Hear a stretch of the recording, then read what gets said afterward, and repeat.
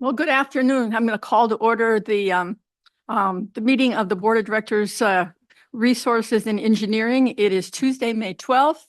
I'm Director Susan Longville, and my co-chair is Director Velasquez.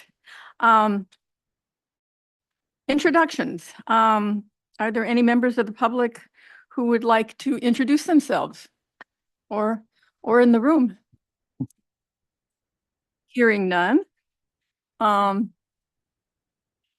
We will move on to public comment. Members of the public may address the board regarding any item within the subject matter jurisdiction of the board.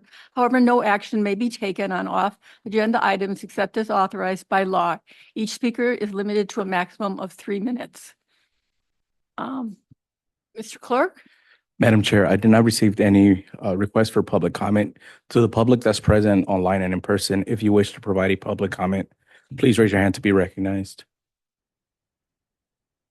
Nothing seen, Madam. Seeing none, we will move on to our discussion and possible action items. Item 3.1 is an informational report on Aqua's vision for our Water Future Initiative. And that will be presented to us by Adekunle. I just saw Heather outside, leaving for Sacramento. Thank you, Madam Chair and Directors. This item starts on page 3 of the agenda packet, and I'm excited to share with you this member-driven initiative at Aqua to elevate water as a top priority for California's next governor, legislative leadership, and state officials. Aqua is well known for its conferences. The spring conference took place last week.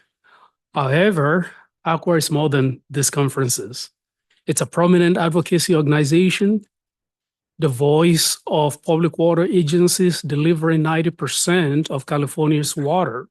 In a typical year, about 30 million acre feet of water is delivered by Aqua member agencies, 470 of them.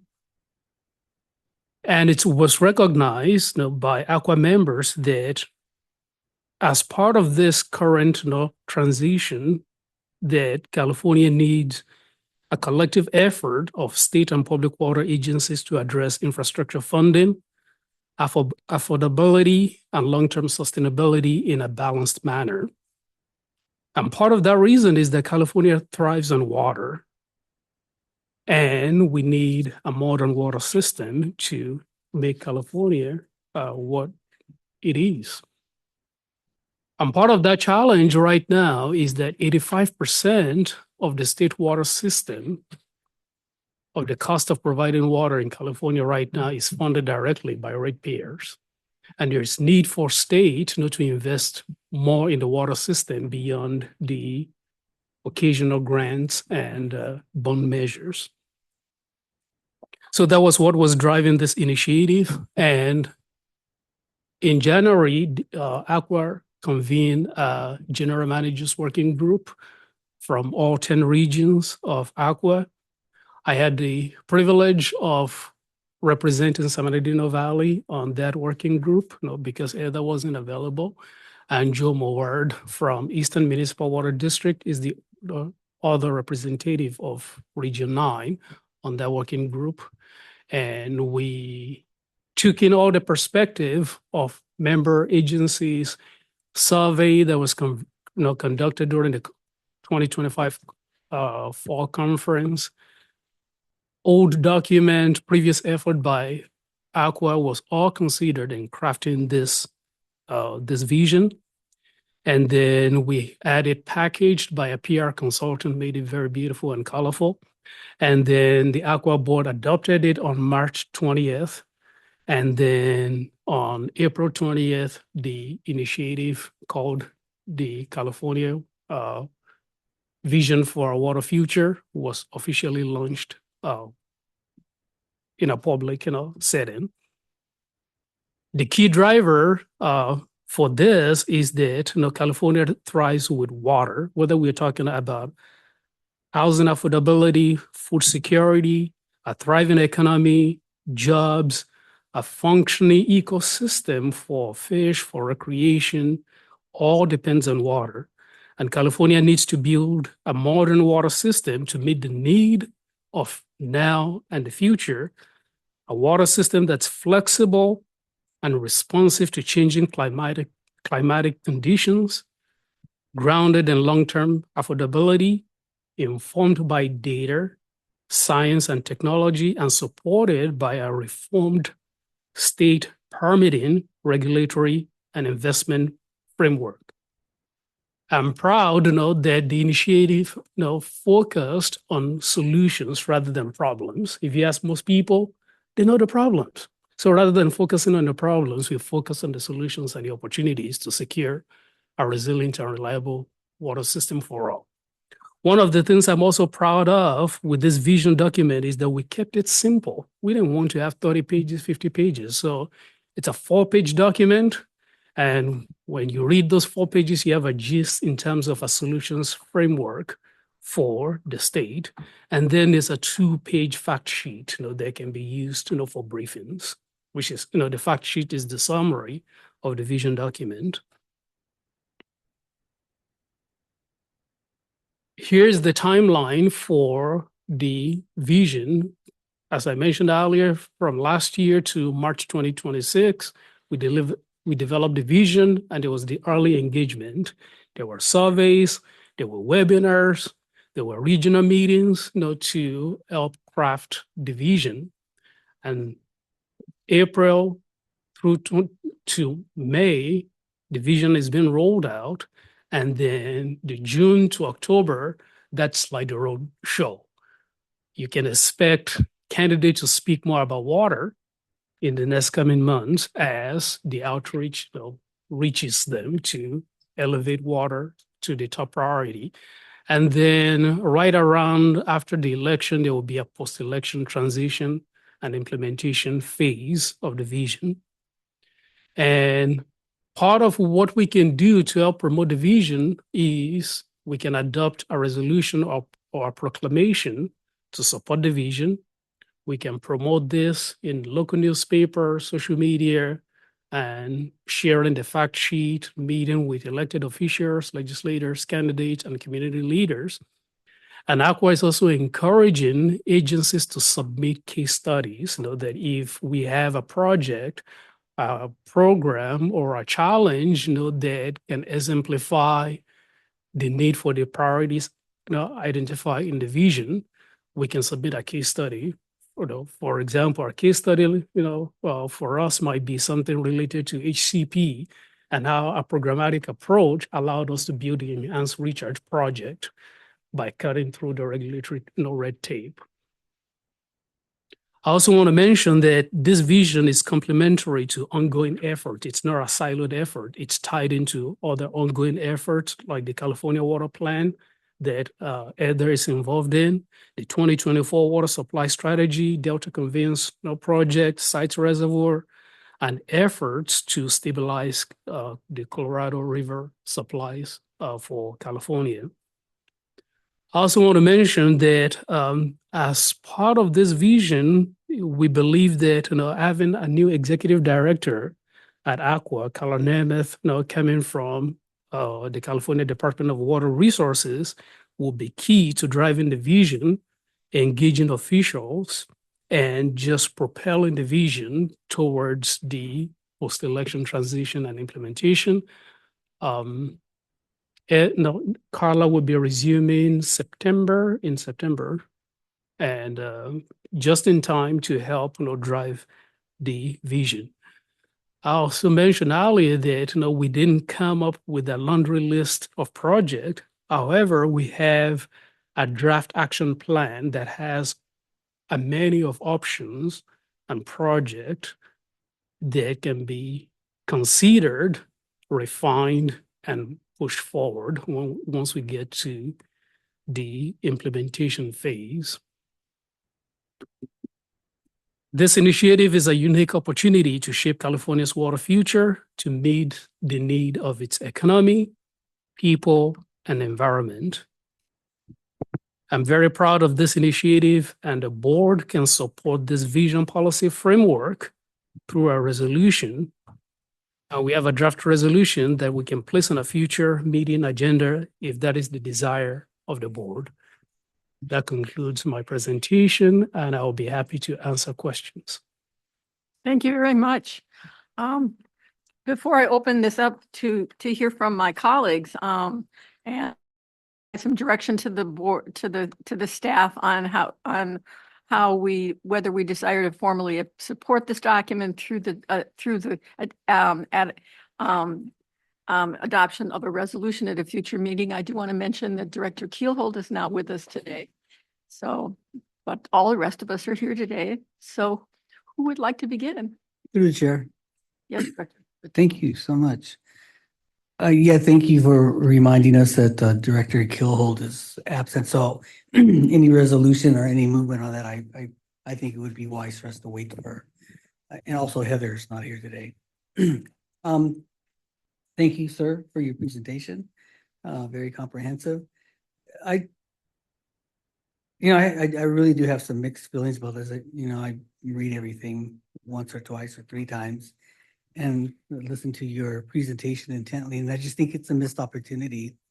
Again, Aqua, but I shouldn't be surprised because Aqua never takes a firm stand. They're number one in the backup. It talks about that they're going to talk to the prospective governors. Well, the primary is on June 2nd. So we're going to be down to 2 after that.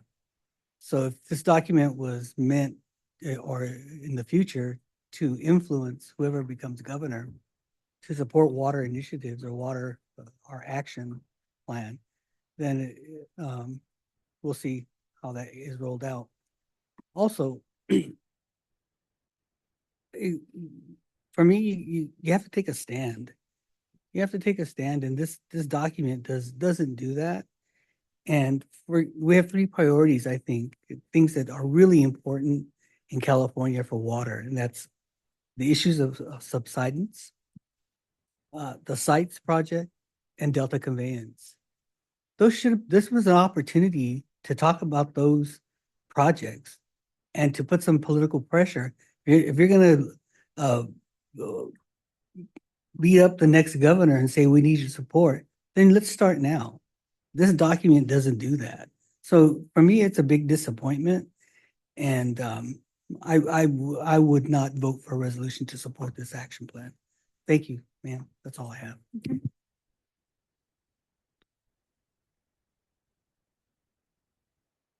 Well, anybody else have comments today? I do agree that that we should put this on a future agenda to when Director Keelhold is here, so we can all talk about it. I found some strength in the approach taken in the development of it. In that it just like the new California Water Plan, we're trying to focus on on what we do agree on, rather than the day-to-day issues that we disagree on. So I can see some, I was impressed by some of it, and I look forward to having future discussion with the rest of the board on taking action on it. But it is going to be a roller coaster over the next 4 years, that's for sure. As these projects continue to move forward, and we have a new governor and changes that we just absolutely can't predict. So why don't we move on to our next discussion item today, which is item 3.2, to consider approval of a resolution 1201 establishing appropriation limit subject for fiscal year 2027-28. And this will be brought to us by Cindy Sachs.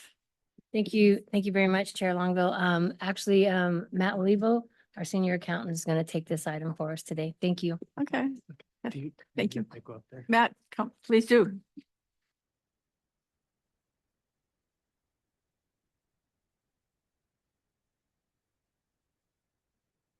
All right, thank you, Director Longville. Like Cindy said, this is a discussion item 3.2. to consider approval of resolution number 1201, establishing the appropriation subject to limit for fiscal year 2026-2027, located on page 11 of your agenda packet. This item is an annual item that is required by the California State Government Code. The California State Government Code requires the governing board to annually adopt by resolution an appropriation limit for the upcoming fiscal year. The appropriation limit sets the amount of property taxes that San Bernardino Valley can expend with certain exceptions. And the limit is adjusted each year by the change in California per capita personal income and the change in the population in our area. These change percentages are supplied to San Bernardino Valley by the California Department of Finance. As part of the calculations for the upcoming fiscal year 2026-2027, the appropriation limit is calculated at $43,372,683. And there is no concern that San Bernardino Valley will reach the appropriation limit because the amount of general fund property tax revenue budgeted and spent by San Bernardino Valley each fiscal year is less than $17 million. On the next slide, you'll see the calculation I referenced and the amount listed, $372,683. And that concludes my presentation, and I'm here to answer any questions. Okay. Well, I think the one thing that jumps out is that the appropriations limit has gone up by almost 2 million again, which is pretty normal for the years I've been on this board. And I don't have any questions about the process. Does anybody else have any questions or comments? I No? just want to comment that we do send this to our auditors Mhm. and have them do an agreed upon procedures as a requirement from LAFCO in years past. So they have also reviewed these, the calculations and have agreed to them. Right, I saw that in the staff report. Okay. Through the chair. I just want to say, it's nice to see Matt present to the board, so I appreciate that. And I would like to move this item for approval. Okay. Have a motion in a second? Roll call vote? Vice President Mateo, Yes. Director Longville, Yes. Director Velasquez, and President Harrison. Yes, The motion carries. Resolution number 1201 is approved. Thank and I you. agree about seeing Matt up there. That's great. Thanks so much. Nice to hear from you today. So our last item is an update on our Hidden Valley Creek and Anza Creek restoration project. And that will be brought to us by Kai today. And Aaron. Hello. Hello. No, I have not been up here in a while. Nice to see you. Director Velasquez, I think this is the first time I've ever presented in front of you. So, hello. Not for the first time, but in this position. You didn't bring any frogs or snakes or fish? did you? I may shake something out of the left part of my jeans, but I was in the field. Kind of following the heels of Heather Dyer when she used to be in the field and come to meetings back, 5, 6, 7, 8 years ago. I was in the field and I just ran in from the river. So pretty near to kind of the topic of this presentation, near Anza Creek, is where I was doing a fish survey. We were looking at kind of the reproduction success this year. We're looking for larval and juvenile St. Anna sucker and Arrow chub. And we found quite a few, so that was good. Good. So this discussion item can be found on page 15. And this item is a long time in the making. Heather was working on this early on when she first started with Valley District back probably 2014, 2015 ish back in the day. So these are some habitat restoration projects, specifically stream restoration projects, 2 of which have been completed or are on the bitter end of completion right now, including Anza Creek and Hidden Valley Creek. There we go. So these projects are part of the Upper St. Anna River Habitat Conservation Plan. This plan has been in the making for probably about 12 years now, since I think 2014 is when it kicked off. And these projects were discussed as part of the offset or replacement of potential impacts of future water projects, these habitat restoration streams. So these are essentially mitigation for future water construction projects that you can see in the graphic here. So we've got the existing projects that have been built and are online, which is the Sterling Natural Resource Center. We've got the City of San Bernardino's project, which is actually sitting in Colton. And then we also have our project, which is the Santa Ana River Enhanced Recharge Phase 1B project, which is in pink up there, up towards Seven Oaks Dam and in the city of Highland. We also have future projects that are considered as part of projects we built in the future as part of the HCP. They include IUA's recycled water projects, City of Rialto's recycled water project, Riverside recycled water, several recycled water projects. Then you've got active recharge, kind of the blue dots scattered around the upper part of the wash, just down from the foothills in the San Bernardino Mountain Range.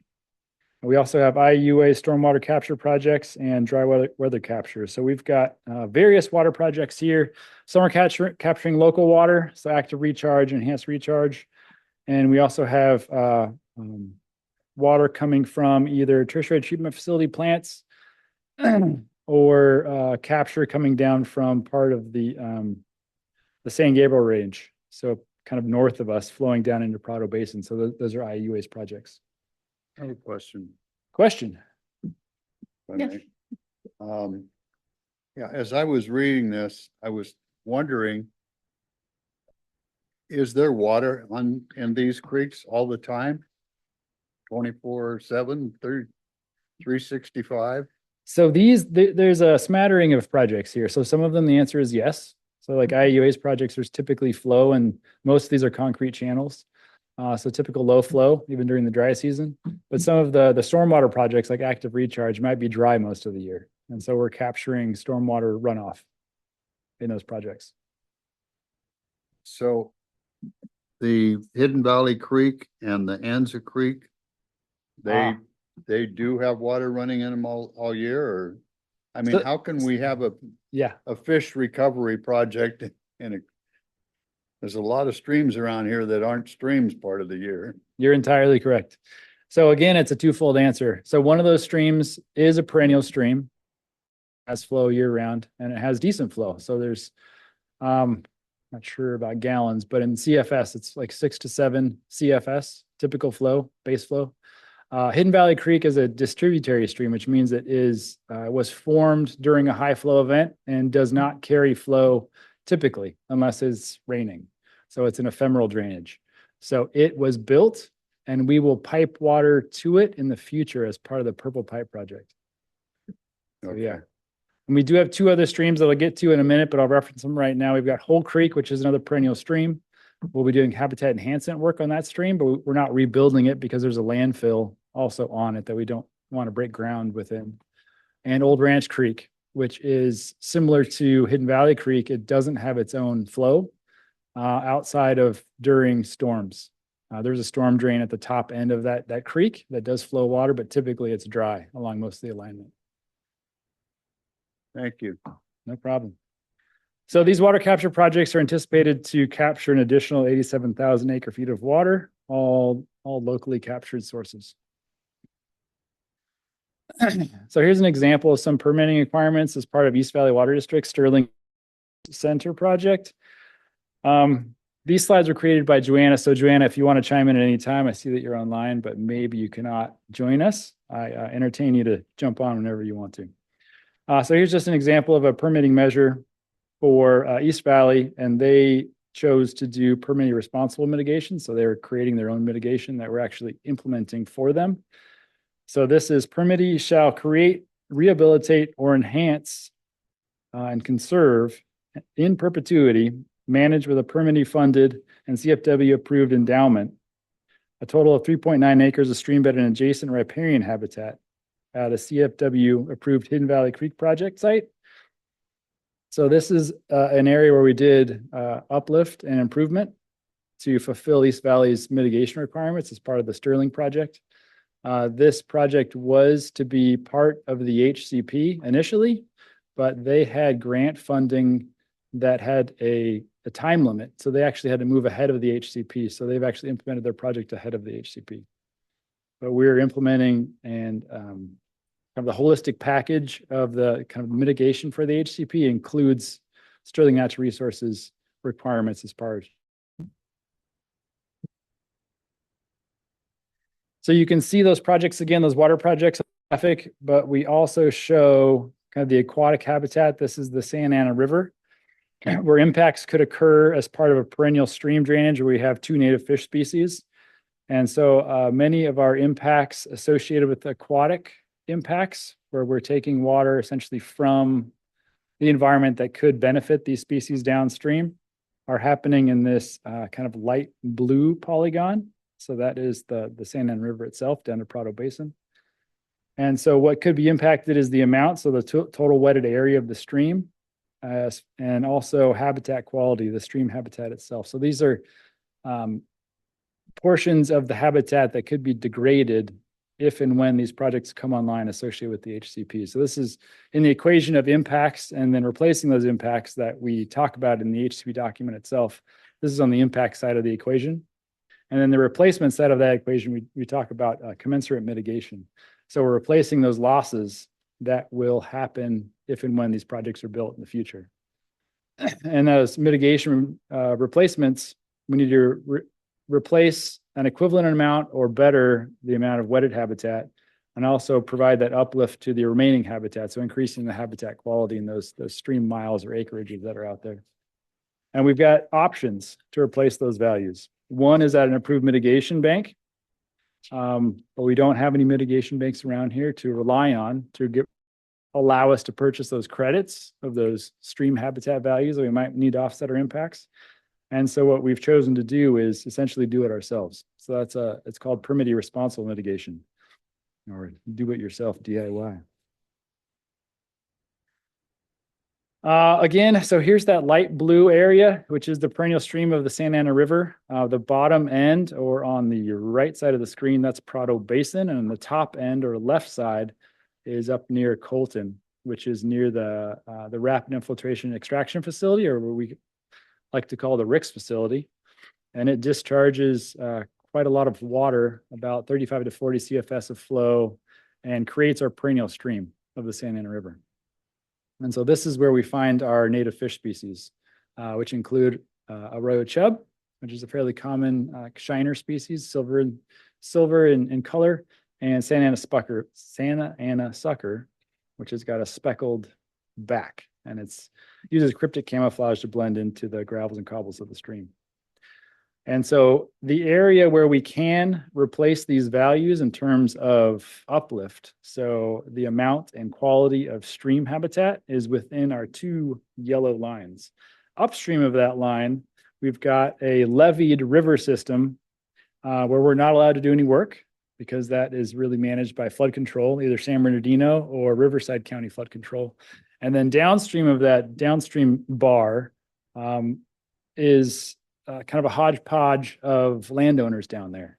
And kind of the sweet spot for us just happens to be right in the middle, and it's publicly owned land. So it's either City of Riverside, County of Riverside, or the state. So CDFW owns Hidden Valley Wildlife Area. And these are the areas where we're providing all of our uplift for our aquatic values, so stream habitat, as well as riparian values. And within that area, which is bounded by those yellow lines, are 4 streams. And so I called out those 4 streams earlier, but they include Old Ranch Creek, which is all the way to the right side of the screen, and then Anza Creek to the left, and then Hole Creek and Hidden Valley Creek are in the left half of the screen. They're all on the south side of the river and all in the city of Riverside. This is an area where we typically see water coming out of the ground, so rising groundwater, due to some constraints for flowing groundwater through that area. So you get adding to the stream discharge in that region. Yeah. So now we are talking about Anza and Hidden Valley Creek specific of those. So in those areas, we are performing restoration and habitat rehabilitation on those streams. where we are enhancing stream channels through the action of grading and reconnecting to the floodplain. We're creating in-stream microhabitat features and enhancing habitat value for native aquatic and semi-aquatic value for species, which one of those fish species is the Sand Anna sucker. Can anyone tell me an example of a semi-aquatic species that's not a fish? Might live in the stream, but lives part of its life outside of the stream. Pop quiz. Frog, that's a good one. Yeah, frogs. So we've got native frogs in the area and toads, all as well as turtles. So we've got southwestern pond turtle, which lives in that area. So we're benefiting those species as well. The second half of this slide, I'm going to turn over to Aaron Jones. Yeah, thank you, Kai. So I wanted to provide a brief construction update to you all. As Kai alluded to, the construction actually they demobbed as of yesterday. So they are completed constructing both channels at Anza and Hidden Valley. The construction amount, the original contractor amount, was right under $7 million. We did have one change order for a channel realignment at Anza, which was $115,000, but that allowed them to not work in the existing channel. So it provided them or expedited the schedule. In the end, we're actually going to be below the 6.9 million mark because we deleted a few bid items as we progressed throughout the project that we realized we didn't need. We deleted a culvert crossing at Hidden Valley, and there was the thought that we might add some additional channel at Anza, but we ended up not doing that as well. There was cost savings there. So we expect to be around 6.8 million or 6,850,000 at the close of the project. And let's see, some other highlights is that the channel length at Anza that we constructed was 2,600 feet, and at Hidden Valley was 3,600 feet. And as Kai mentioned, the flow ranges at Anza from about 5 to 10 CFS, and we anticipate 3 to 5 at Hidden Valley. JK also completed the project under schedule. They were anticipated to complete at the beginning of June. That largely was in part due to we didn't encounter many impacts to nesting birds. The storm season was light, so we didn't have any delays or substantial delays from storm events. And then the channel realignment at Anza was a big propeller for schedule enhancement. And I do want to give a big to JK. They worked on the 1B project for us. They did a phenomenal job again on this project and working with staff. Brent helped out. Kai was in the field a ton. And then also Nate Skeevil. He helped us substantially on this project. He not only took over the design for ICF, but helped us with some field engineering when we needed it, and was providing insight to us, to Kai and to the team. And then, of course, Joanna. So thank you, Kai. Thank you, Aaron. Yes, Sure. absolutely. Yeah, thank you.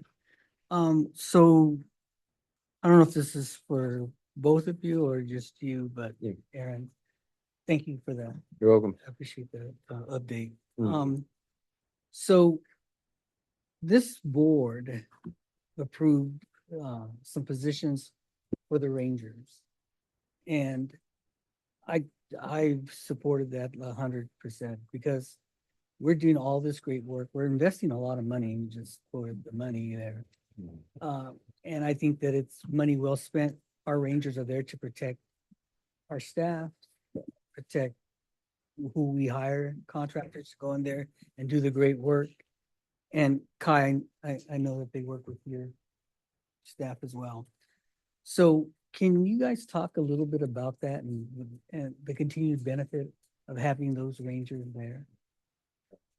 Yeah, I can take that. Yeah, so for, I think it's the past 4 years or so, we've been working with the Rangers, which are from Riverside County Parks and Recreation. And we've paid for 2, and we've increased that recently to 4 Rangers. And we really could not have done this project without them. So I'll show you maybe right now. Let's jump to this slide. So here's some before photos at Anza, and it gives you just a taste of what was going on in Anza Creek before we got down there. So the photo on the right is one encampment. And this is just one. There were probably 50 encampments along Anza Creek, but it was a jungle. And most of that jungle was composed of what you're looking at in these photos are Arundodonax, which is that kind of bamboo looking plant, which is common in the waterways around here. In the background, you can see palm trees, which there were, as part of this project, Anza Creek, we took down about 2,000 palm trees. So it was a palm tree jungle out there. We've got also Tree of Heaven, and it's just an assortment of non-native plants. It was an assortment of non-native plants along Anza Creek. But under that plant canopy, we had just tons and tons, lots of encampments. So the community down there of the unhoused was very large, impacting the park itself and really not allowing us to do that project without the removal is not the right word, but what the county does great work at replacing these people from like this place where they shouldn't be living. Yes. But they do a great work. I mean, they have, it's not just county parks, but all of the services they provide to these residents that are living outside. It's not a great place for them to be living for a whole bunch of reasons, but they're in a floodplain. I mean, they could get flooded out at any moment, really. And there were a lot of fires being started out there. So I just wanted to make this point. Yes. If you can help me. I don't think you experts, as a scientist, biologist, and Aaron's engineers and construction guys, they can't do their best work without feeling safe, right? That's part of it, yes. Yeah. But we don't have the expertise to move these people either. Yeah, yeah. Or the resources. Yeah, we could not have done this project without the Rangers. No, yeah. They allowed the project to move forward. Pardon? Yeah. Okay. They've been involved in this at all? No. I mean, this is a Mhm. huge encampment, obviously, isn't it? Mhm. South is involved in Arundel. I know, but. But not here. Not on the range. On the range, yeah. They don't think it's important. Anyway, that's another. No, but Safa is receiving benefits out there on the river. Because there are large expanses of the river which were dominated, let's say, by encampments, and now they're gone for the most part. And so we work with the county to, whenever we see people starting to set up encampments out there, we let the county know, and they're really on top of it immediately. So that is our strategy to keep these habitats, preserved and maintained as we need them to be in the future from here on out, is that we essentially keep people moving along so they can't set up, a new complex out there, which they would do if we weren't out there all the time, really. The county rangers are out there daily, moving people along and doing their great work that they do. So these are the two locations. Anza Creek is in blue and Hidden Valley Creek is in red. Between them is Van Buren Boulevard, both in the city of Riverside. Here's that before photo of Anza Creek. Wait for it. Here's the after photo of Anza Creek. The same location, not the same vantage point, but this is down in the floodplain, which if I was taking photos of this location before we were down there doing any work, you wouldn't have been able to see more than, 6 inches because of the vegetation was so tight and there were encampments down there. But we've removed a lot of the non-native vegetation. We had to remove some native vegetation, but we tried to reduce that as much as possible.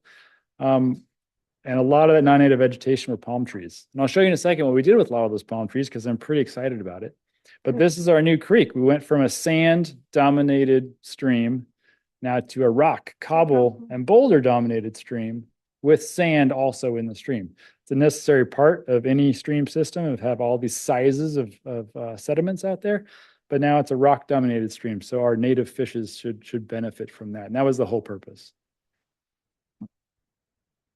So here is all these photos are taken from the same repeat photo location, which is from a bluff near Martha McLean Anzaneros Park, looking down into the floodplain. So April 2024, you can see a lot of palm trees. They're starting to yellow. So we actually treated these at the base of the trees in the trunk itself. You inject them with herbicide, so that actually causes them to die in place. And it reduces the habitat values for anything that's living up in the canopy of the palm trees, like owls, other raptors, bats. So as those leaves drop, the occupant then will slowly leave those trees. So we did that first and then came back about a year later and started dropping those trees in place. And if you look at February 2025, a lot of that vegetation out there on the ground are palm trees that were dropped. So this is the same vantage point, right? So April 24 to February 25, that's the same location, and all those palm trees are gone. Then if you look at approximately a year later, no, 2 months later, so it went from February 25 to April 25. I think my date's wrong there. So this is early April 26 and then late April 26. So after approximately a year, 2025, a lot of that work, our staff, by operations staff, to clear a lot of that vegetation so you could see the stream alignment. Nate Skeevil was out there doing a lot of work as well. But then in 2026 and late 2025, we brought JK on and they were doing the active construction work out there. So you can see where it says April 2025 early, we have two streams. We've got the old stream, which is kind of in the foreground. And then in the background, you can see that rock dominated channel. That's the new stream. So they were built, the new channel was built directly adjacent to and parallel with the old channel. And that was really helpful to expedite construction because you could build it in the dry rather than building in an active wetted stream.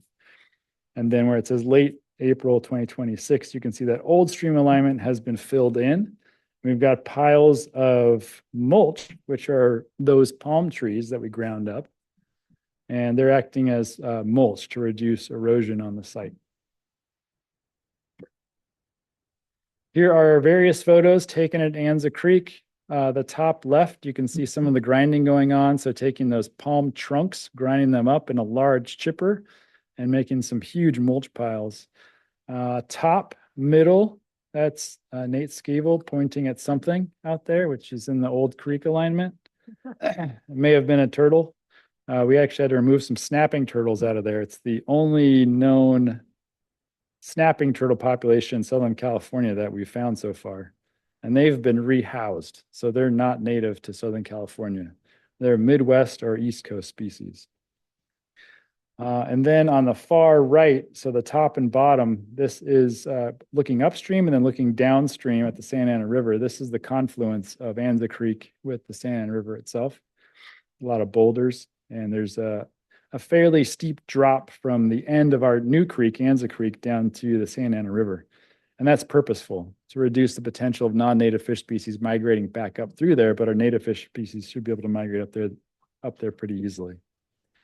On the bottom left, you can see this is Aspen, one of our biological consultants, out removing native fish as well as non-native fish from the original creek. We wanted to avoid and minimize impacts to our native fish species, which did occupy the lower portion of Anza Creek. So we pulled them out and placed them into the main stem river before we actually filled that old creek alignment in.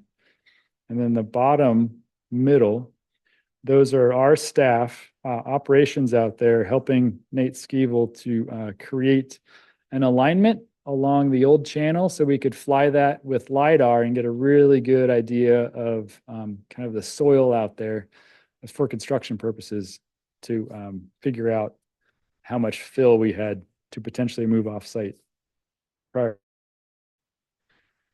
Any questions about Anza Creek? Yeah. Wanted to make mention that the plans originally identified that the erosion control at Anza would be this core mat, which was going to be imported from India. So then we pivoted to the palms because there was a separate effort going on, as Kai mentioned. And then JK worked with us to implement that as our erosion control mechanism. Yeah, we didn't think it was to pay lots of money to import palm products from another country, specifically India, to our site when we had a lot of palm trees we were having to deal with and potentially like either send to a landfill or, send somewhere else and pay to do that. So we decided to figure out how to mulch these things on site and then use that material to fill the need for a mulch across the site. I just want to comment. Absolutely. Alfred, can you turn your microphone on so the can We pick can it up? all hear you. Yeah. Indicative, so indicative of our staff to be so creative and innovative. This reminds me of Mike Esker and the enhanced recharge. Same kind of thing. Thank you. Thank you for coming up with that. I mean, that's just a brilliant idea and what would you have done with it otherwise? You would have had to haul all that stuff off and put it in a landfill or whatever. Yeah, and that's what JK had spec'd out, is doing exactly that. Trying to recycle it, but you can only recycle so much of this material. It's hard to recycle. We could call that a Mike moment right there. Exactly, exactly. All right, so we're moving on to Hidden Valley Creek. This is within the Hidden Valley Wildlife Area, which is near Norco, kind of the western side of the city of Riverside. Here are some construction photos of the stream itself. So this stream does not have its own water supply. So we laid down a mat material, which is, Aaron, do you know, can you describe this material better than me? Yeah, it's a geosynthetic clay liner that has impregnated clay in between material. And we installed it for about 3,000 lineal feet of the channel, and this is 3,600, so majority of the channel, so that water would make it would stay in the creek, Is not it that not white be recharged. material we see in the picture? That Correct. white material, yes. Correct, yeah. That's it. Yeah, it's preserving the water in the creek, so it's reducing the infiltration rate into the ground and loss to the ground. And again, this stream is currently dry, doesn't have its own water supply, and we're anticipating the Purple Pipe project. This is the west branch of the Purple Pipe project that would feed water. Great. We're still, 2 to 3 years out from getting water there. But we will be ready to go for this creek and water supply when we do get it there. Here is the finished creek on Hidden Valley Creek. We have 2 of these culverts. So on the upper right, you can see a culvert. This is the unfinished version. It's got some, what do you call them? Little fences along both of the edges. And the finished channel is the same type material that was used at Anza Creek, this cobble and boulder with a gravel supply as well on top of everything. And then on the lower photos, you can see the lower portion of the creek. And in that lower right photo, you can see the confluence, which is kind of in the background there. And you can see a little bit of the Santa Ana River in the background. Here are a few kind of overview shots from a bluff that's directly adjacent to the creek alignment. So these are repeat photos. This was before the construction phase of the project.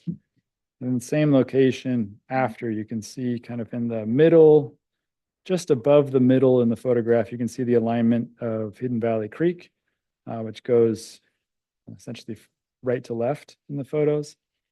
And here's another photo location. This is just to the right of where I was standing previously.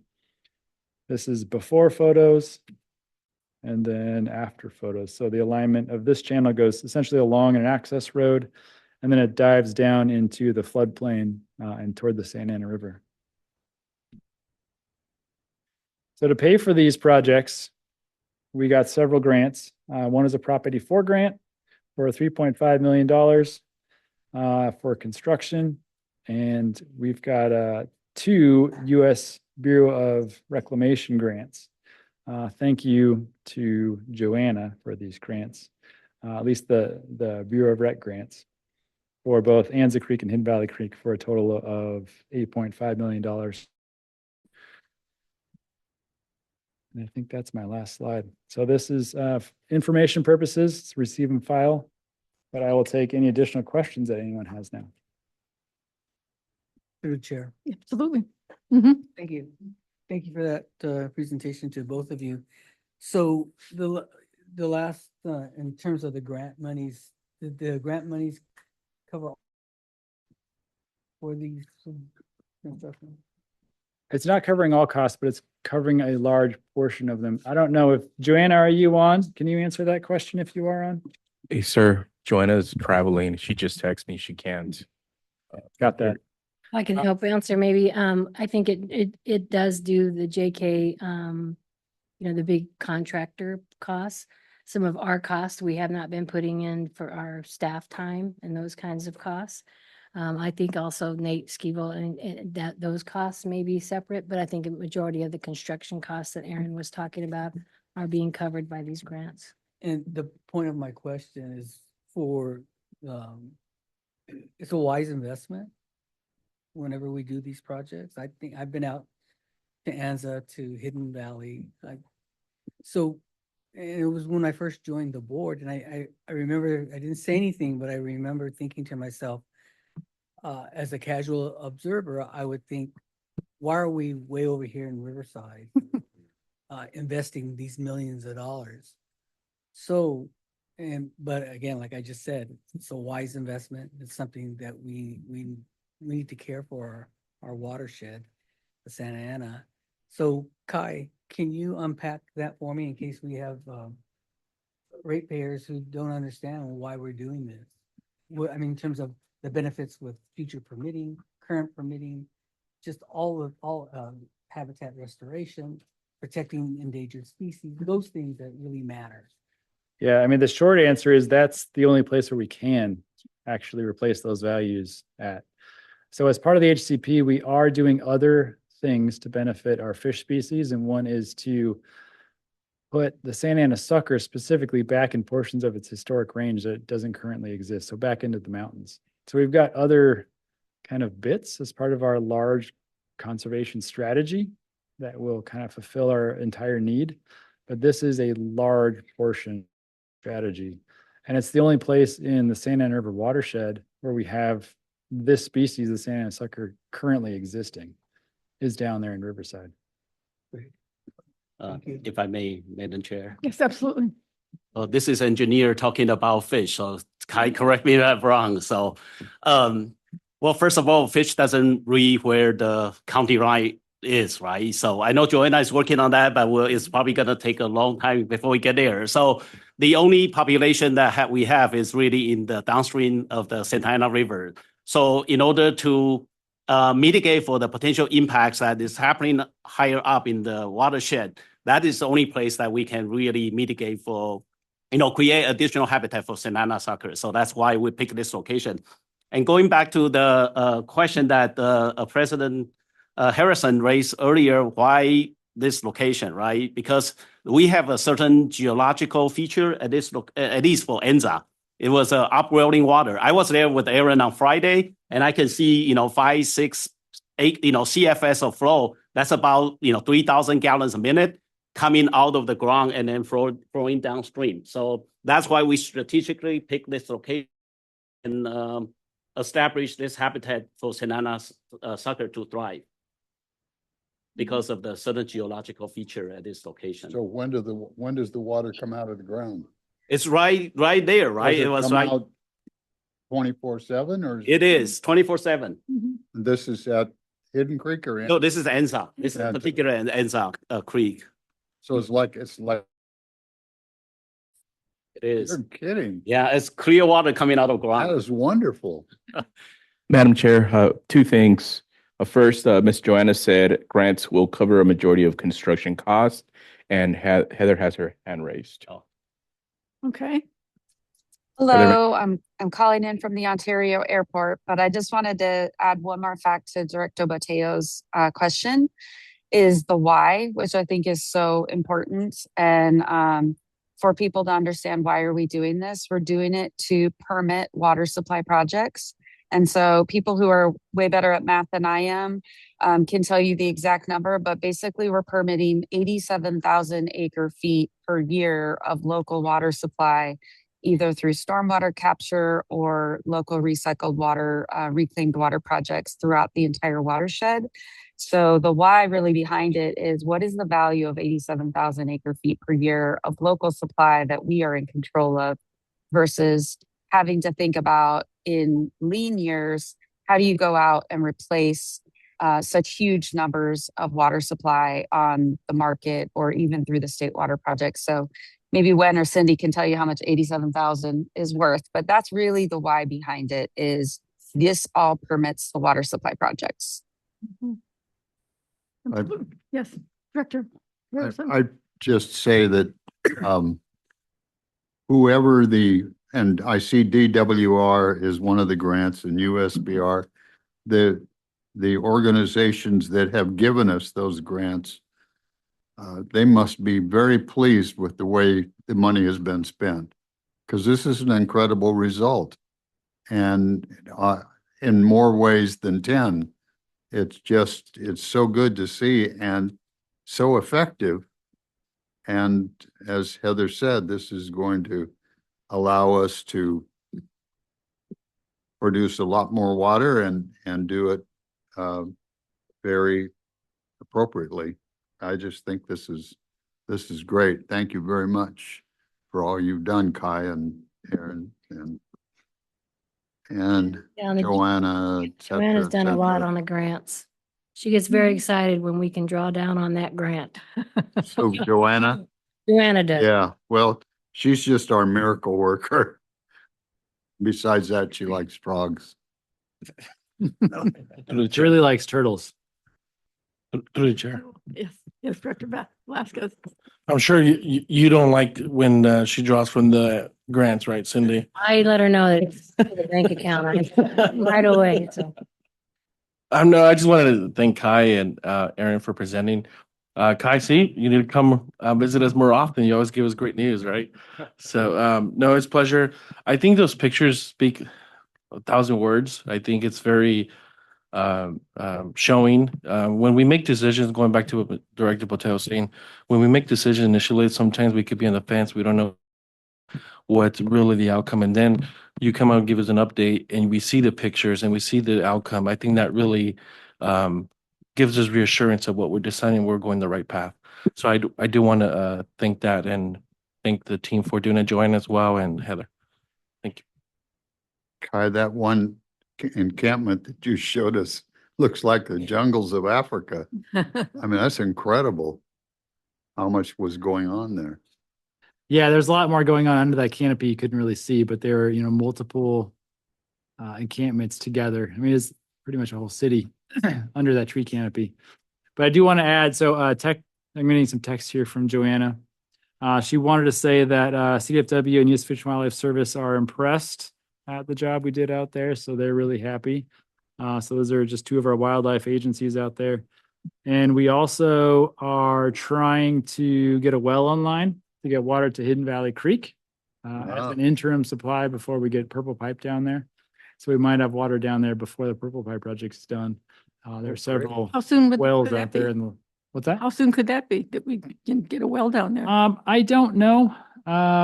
Maybe in the next year or so. I mean, there's a lot that would need to happen, but it's a possibility. Well, yeah, that's fast. Madam Chair, if I may. Absolutely. I just want to give a shout out to the entire team by walking through the process that we had gone through. As Kai indicated earlier, this has been a long time coming. And you may remember, I mean, this project first of all delayed by COVID a little bit, through the COVID time. And then when we did bid out this project like 2-3 years ago, you may remember that we end up taking to the board and reject all bids, and then with some issues on the how the contractors bid, put the bids together, and then we pivot, our staff pivot, and then we end up separating out, the clearing and grubbing by self-performing. So our operation team, they were working there hand in hand with a nice schedule for a period of time, to get that clear and grubbing taken care of, so we can get a better survey done. And then that will in turn reduce the potential risks when contractors are bidding on this project. So that is what we had done prior to the latest bidding, which occurred last year. And when you award this contract, that's why, that's when we work through the most current construction process. So I definitely want to shout out to everybody. This is a team effort between, environmental team, engineering team, and operations team. We all put our heads together in order to deliver this project. So big shout out to the team. Thank you. Thank you. It was an excellent presentation. I'm, being on the board for 12 years, I can remember, when we launched the Habitat Conservation Plan and identified, these locations is where we would, provide the majority of the mitigation for the recovery of species. But I do want to add that how important it is for us to be looking at opportunities up in the San Bernardino National Forest, where actually, we can recover some species, and that's gonna, that I think will really be a remarkable accomplishment over the next decade as we begin to establish those locations. So fantastic presentation. This was a receive and file. Do you have anything else to add? I'm glad, I appreciate that you brought back in, the important role of our rangers in this. You couldn't do it without them. Absolutely couldn't. And the photographs are amazing. So, all right. Well, I think we're finished here, and do we have any future business items to bring forward today? Hearing none, it's 3:01. I can't believe it's only been an hour. Excellent presentations. So thank you very much. We will adjourn. Have a great day, guys. Bye, everybody.